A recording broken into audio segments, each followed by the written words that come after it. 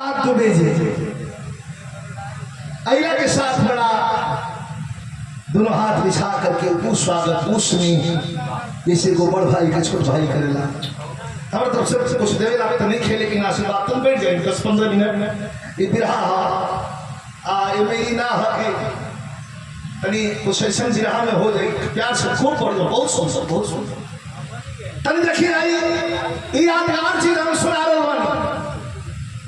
कि बिरहा में समय होला एक बार वह समय सोच में पड़ जाए भगवान भोले शंकर का जहां जहां प्रमाण में एंट्री भई पौराण और संतोष वर्मा जी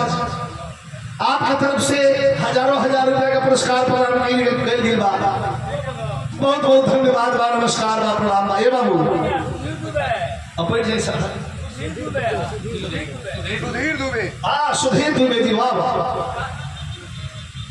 हजारों हजार रुपया पुरस्कार दे बनी समझ कभी गाँव बजावे के मूड में अगर जेकर छूट जाओ तो नाराज मत हो फिर हमारे सुदिष्ट भैया चेयरमैन साहब को छोड़ जाएंगे जी बहुत समय आपने दिया बहुत बहुत प्रणाम आपको अतनी 10-15 मिनट निहोरा दुबे जी आई जल्दी बैठो निहोरा 10-15 मिनट पर विशेष ध्यान देव सभी कहानी कहाँ से चमक दिया या कहाँ पहुंच दिया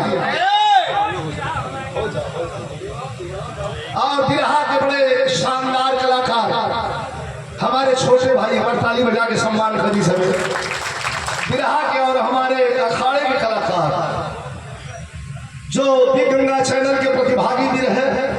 बहुत अच्छा प्रदर्शन रहा जिसमें जज की भूमिका में हमें रखा गया था आप लोगों ने गा करके बिरहा रूपी संगीत को उस पटल तक उठाया इसके लिए आपको बहुत बहुत धन्यवाद रविंद्र मस्ताना जी जो आपके घर के कलाकार हैं तहतइयो भाई एक पुरस्कार प्रदान के लिए बनी हार्दिक अभिनंदन बाबा